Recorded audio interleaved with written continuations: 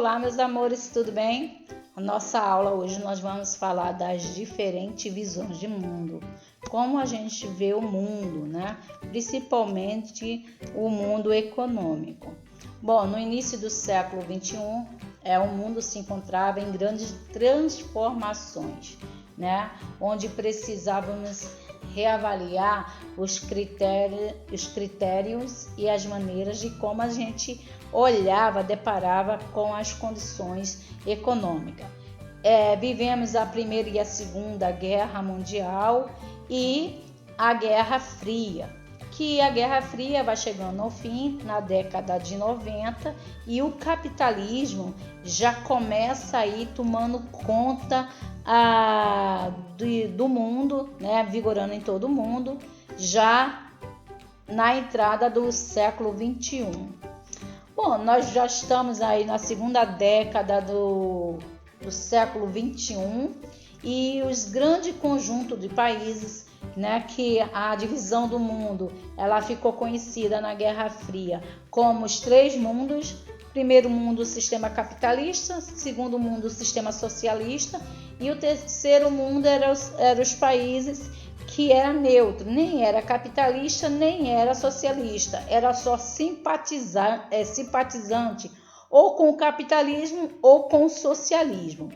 Então tá aqui, né? O mundo se divide em país desenvolvido e país subdesenvolvido, pobre, e na conjuntura hoje nós temos aproximadamente mais de 200 países, né, no nosso planeta Terra, essa divisão aqui em país.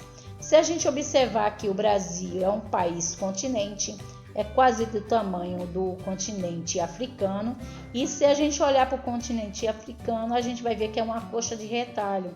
Cada cozinha do continente americano representa um país. E nós temos aqui o Brasil, um único país com uma grande extensão territorial. Nós temos aqui essa divisão do mundo contemporâneo. E essa divisão ela vai ser remetida, a gente só vai saber o que é regionalização, essa palavrinha nova, a partir aqui da Guerra Fria, onde o mundo vai ser regionalizado em três mundos. Primeiro mundo os países desenvolvidos capitalista. Segundo mundo, Rússia, né, com sistema socialista, Rússia e a China. E o terceiro mundo são os países simpatizantes, né, ou com o sistema capitalista, que é o caso do Brasil, ou com o sistema socialista, que é o caso da União Soviética. Após o final da Guerra Fria, o mundo passou novamente por uma nova divisão. E que divisão seria essa? Os países do norte, países ricos e desenvolvidos, os países do sul, os países pobres, subdesenvolvidos. Se a gente olhar aqui a divisão dos países ricos e dos países pobres, né, desenvolvido e subdesenvolvido, ele não vai levar em conta a linha do Equador, tá? Ele vai levar em conta o processo histórico desses países. Percebam que a Rússia ela está num país desenvolvido, mas ela é um país subdesenvolvido. Um dia ela foi aí tão poderosa, né? Quando ela disputava esse sistema dominante no mundo. Ela perde a Guerra Fria, mas ela recupera aqui praticamente sua economia por causa dos barris de petróleo. Mas, novamente, a Rússia é um país subdesenvolvido, mas ele está aqui na divisão dos países desenvolvidos. Observe também que tanto a Austrália quanto aqui o Japão, apesar que o Japão está no norte, mas a Austrália está no sul. Mas a Austrália ela faz parte dos países desenvolvidos porque ela é aqui um país com tecnologia, país desenvolvido, mesmo estando no sul.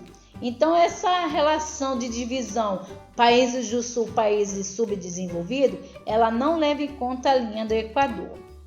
A estrutura aqui social e econômica, ela vai aí fortalecer a política, o jogo político, o comando aí dos países com a política e a economia. E ela não é estática. Quando eu falo estática, parada, tá? Ela sempre passa por mudança, desde os acontecimentos